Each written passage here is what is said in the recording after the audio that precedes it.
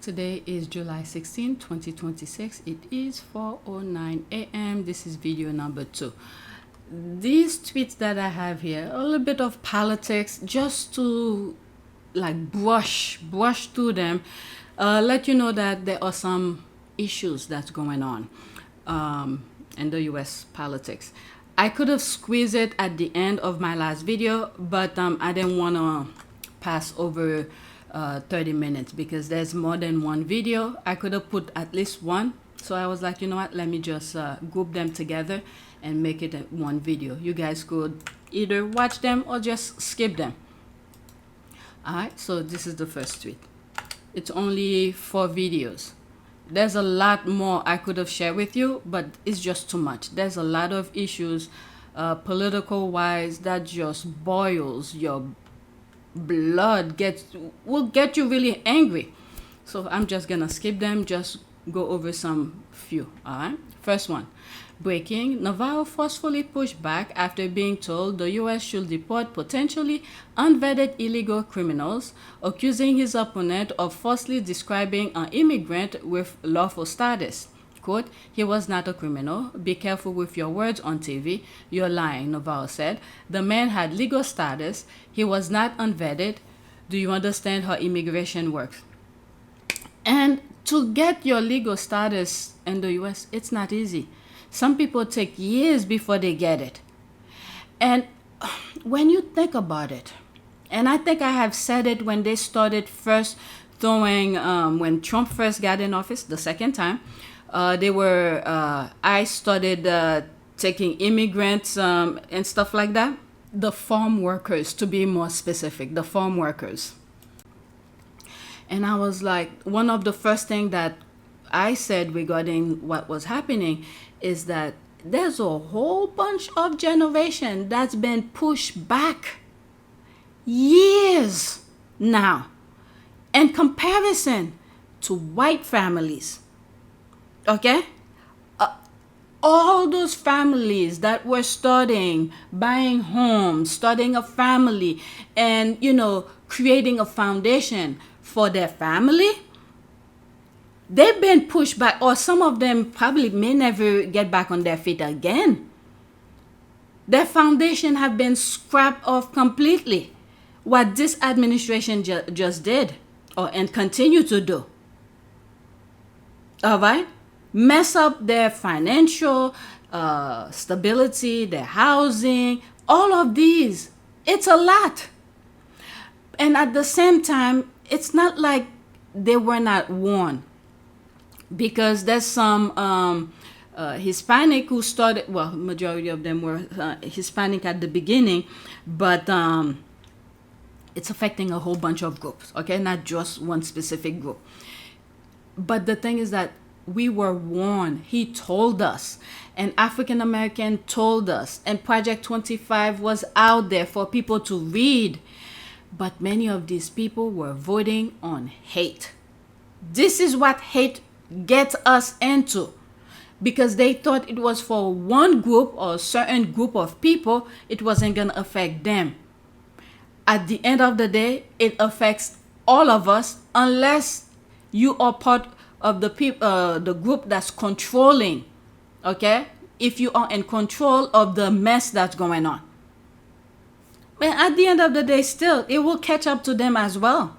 Because the way that I see society, human being as a whole, even though they're trying to divide us, we are all connected because each one of us have a special interest, special skills that we may not possess that help build society. But when they keep on dividing people, each time we're trying to move one way and then things keeps on happening, breaking us apart, it's creating the instability.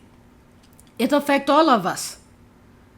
All right. There's some people who may not want to pick up garbage or whatever. Some people may find it soothing just to do it, and it becomes part of a society that I don't have to pick up the garbage. Someone else is doing it.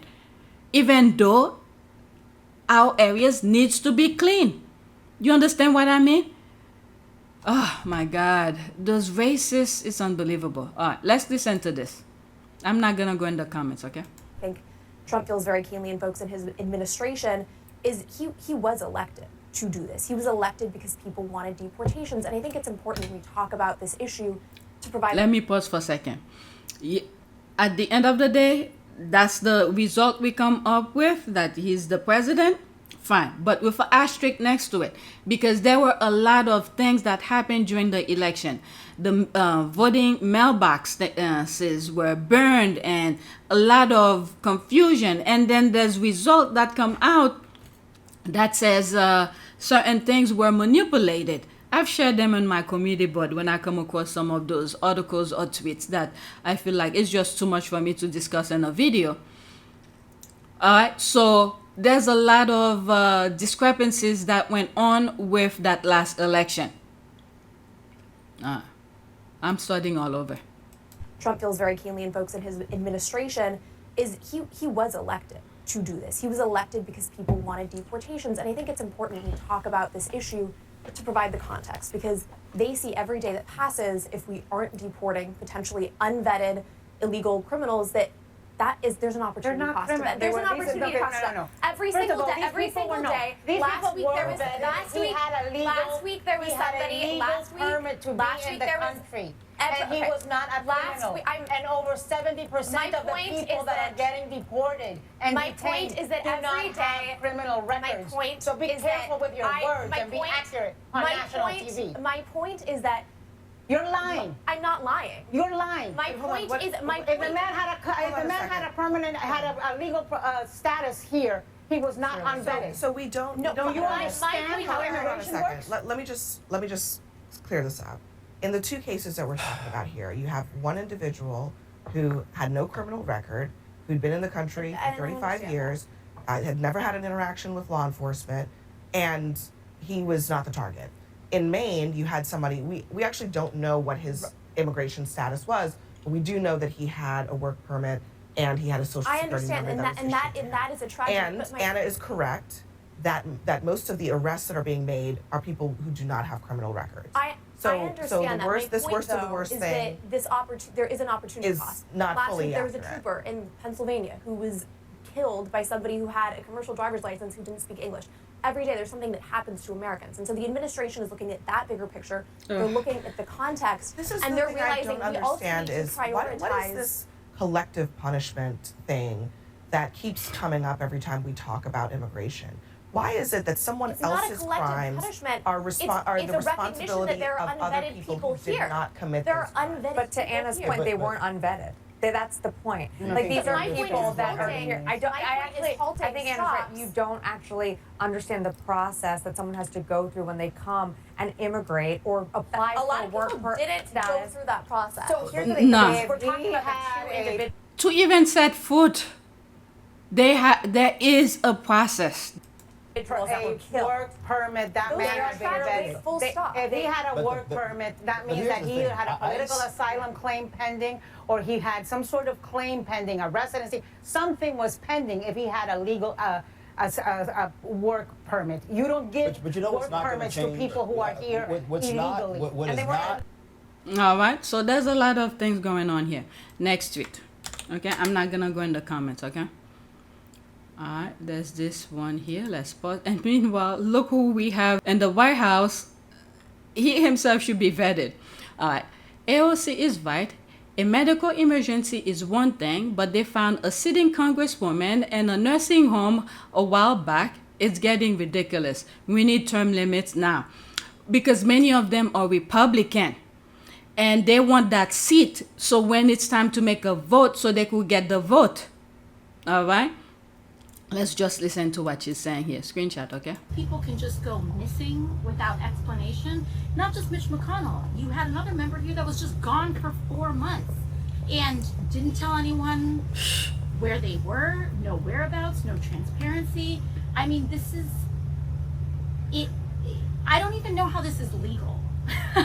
I really don't even know how this is legal. Things do happen, you know, people get. The only thing I could say with what's happening with the Trump administration here, there is so many red flags left and right with our rule of law. If we do get somewhat sane, this country gets somewhat sane, and they focus on what's right, because at the end of the day, we're gonna start seeing a group of people want their I don't know, their demand to be first. But we need to start from the foundation to make the rule of law become the rule of law, and revisited some of those things of rule of law that have been broken, and strengthen it, and how certain punishment can be applied to some of those that have been broken, because too many things have been broken. The other day I shared with you a video where a group of judges were marching because they feel like the Constitution keeps on being violated, and they're not even following it. Not them, not the judges, but when they set certain ruling, it seems like the ruling is not even being implemented. The people are not even following, and it's like law enforcement just let it be. So there have to be some sort of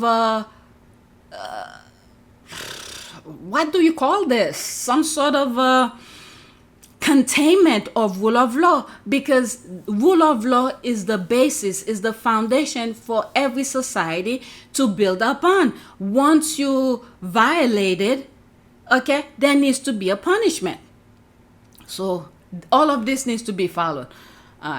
Like I said, the only good thing, sadly to say, not that I'm happy it's happening, sadly to say, is that the Trump administration is cracking, is poking at every rule of law that the country has, and it seems like no one is punishing them for breaking it. You know, they play their card very well. Let's just say that, okay? They play their card very well because all branches of government is running by them, and they have their people on, like I said about the UK, their bases. They have their bases covered. So this is exactly what's happening in the US as well.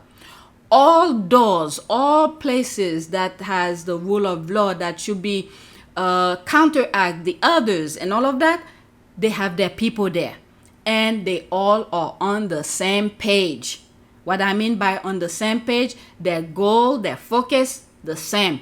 When their buddies do something that's against the law, they just turn a blind eye. They didn't see any problem. Why? Because they have common goal. But what needs to be done is that, again, if all of them are on the same page and they occupying all bases, how do one punish each other? This is a problem. This is a huge problem. And this is exactly the issue I used to say about the UK. And that's exactly what's happening in the US, despite they're all different places, different offices, different, what would you call it, that have the keys for punishment, multiple of them, but they study their playing field, okay? Let's say you're playing a board game. They assess the board game very well. They know where to go to make sure that people are there so they could manage it. So this is why I keep on saying, it's the nonsense from the UK that came to the US, and they assess it very well. All right, so let's continue. Get into medical incidents. If you're in the hospital, you're in the hospital. But I do think that there should be some sort of, there's a line here. And I think almost everyone can agree that it's been crossed. This Exactly. is not normal. This is not normal at all. People can just go missing without explanation. Not just Mitch McConnell. You had another member here that was just gone for 4 months and didn't tell anyone where they were, no whereabouts, no transparency. I mean, this is it. I don't even know how this is legal. I really don't even know how this is legal. Things do happen, you know, people get into medical incidents. If you're in the hospital, you're in the hospital, but I do think that there should be some sort of, there's a line here, and I think almost everyone can agree that it's been crossed. This is not normal. This is not normal All right. at all. I let it play again because I interrupted with my long rant. Next tweet. All right, so this is the next one. Breaking in a stunning appearance, Pete Buttigieg, hopefully I pronounced the last name right, Buttigieg just took the stage in Omaha, Nebraska, where he is rallying to defeat MAGA candidates in swing district. This enormous audience showed up for Pete in a red district. Let's go. When I see the result, I'll believe it, because these people are so freaking stupid. They don't look at their lives, how their life is being dismantled by policies, by the people they keep on voting, those MAGA Republicans. And instead, they're focusing on things, you know, what you're doing in the bedroom. What I mean by the bedroom, I'm not talking about the Epstein version of things. I'm talking more of your private things between two consent individuals. Okay, so let's just keep it as that. Or whether your skin is this, whether I'm not gonna be pumped up for this, because the same thing happened in the last election for Florida. They come, you think that once they go in the voting booth, they will vote the right way, but no. It's like they literally remove their brain and go into the voting booth and just vote to destroy themselves. All right. Pete Buttigieg is a very smart, intelligent person, and I think he was part of the Obama administration or Biden administration for transportation department, and he did a very good job. Let's look it up. What during, I think, Biden? Let's see. If it's not Biden, it's probably Obama administration. Pete Buttigieg served as the United States Secretary of Transportation. Yeah, that's what I thought. Heading the U.S. Department of Transportation during the Biden administration, confirmed by the Senate on February 2nd, 2021. He held the cabinet position through January 20, 2025. He did a very good job. There were a lot of good things that were happening. And some of the red states get really some benefit from it. But do these people really care about this thing? I don't know.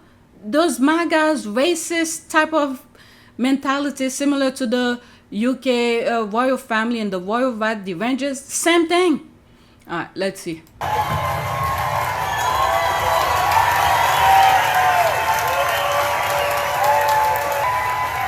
This means nothing, to tell you the truth. It's when they go in the voting booth.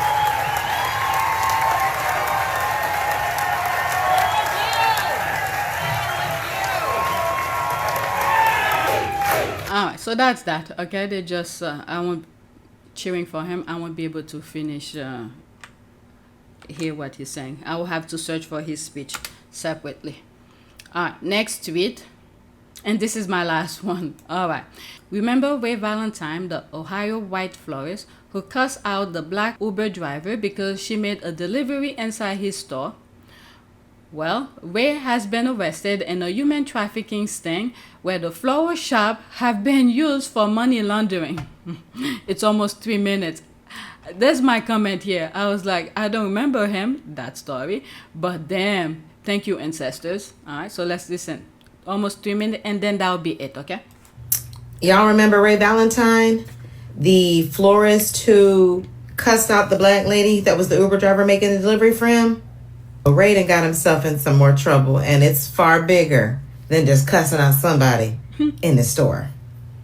Now, before we get into it, make sure you like, share, comment, subscribe, follow, do all the things. I'm going to talk my ish. We're going to have a good time, but let's get into it. So Ray Valentine is the Ohio florist who basically cussed out an Uber driver because she was trying to make a delivery into his store, and he was screaming about how he wanted no deliveries.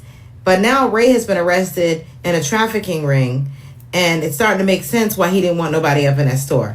Take a look at this right here. I was just about to say that, because he knows what he's doing, and if people doing all of this, delivering things, then they will uncover his secret. But anyway, let's continue. Rodney, you may recognize this man. Raymond Valentine owns a flower shop in Columbus. A video of him shouting racial and misogynistic slurs at an Uber driver went viral back in April. Tonight, he's one of 9 people accused in the human trafficking investigation.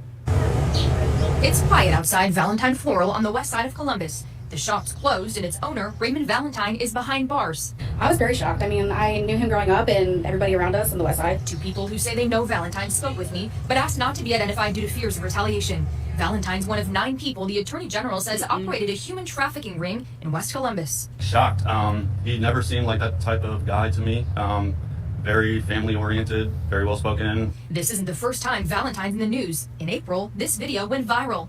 I'm telling you, get the f*** out! The clip shows Valentine yelling racial and misogynistic slurs at an Uber driver in his flower shop. I think opened up some new doors to what was actually going on behind, this flower shop. Now investigators report the flower shop was used to launder money connected to the alleged human trafficking operation. The Attorney General says the group used drugs to coerce women into sex work at the Econo Lodge on North Wilson Road.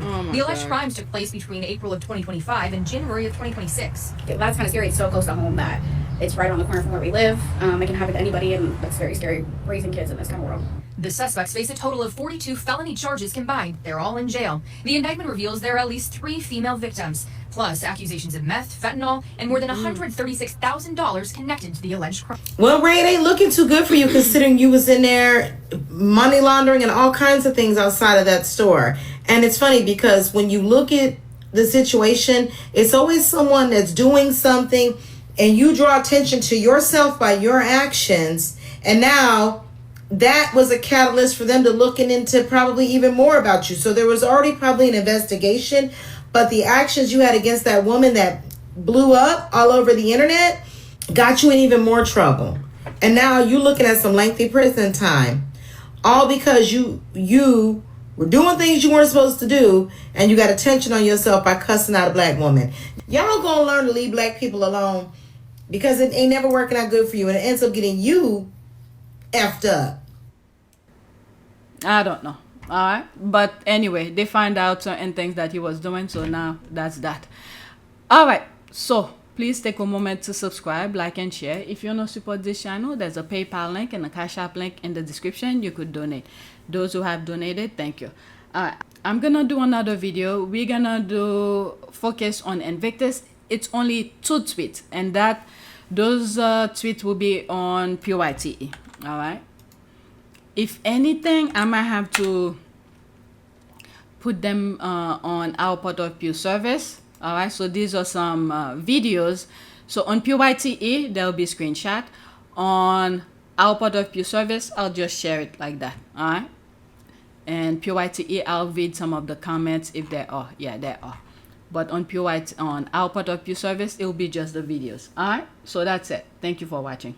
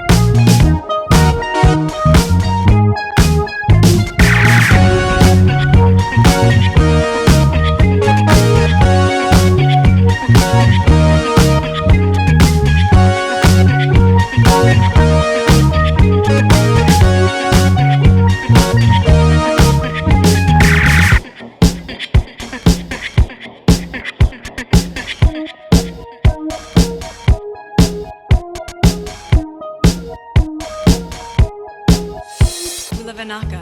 It is a great privilege to be with all of you today.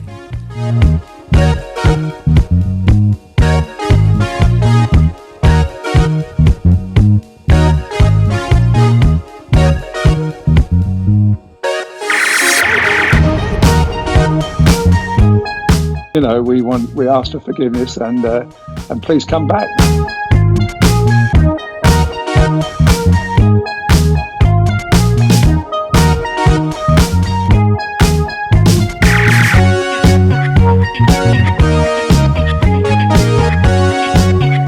As you saw me find the love and happiness that I'd hoped for all my life.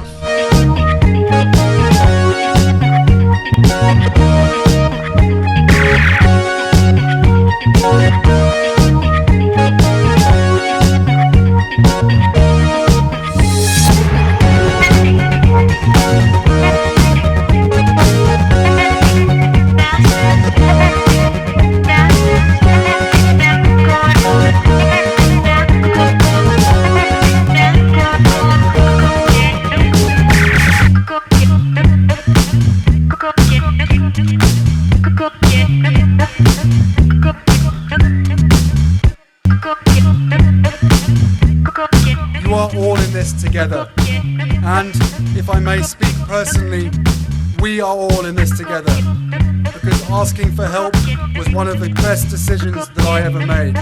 You will be continually amazed how life changes for the better.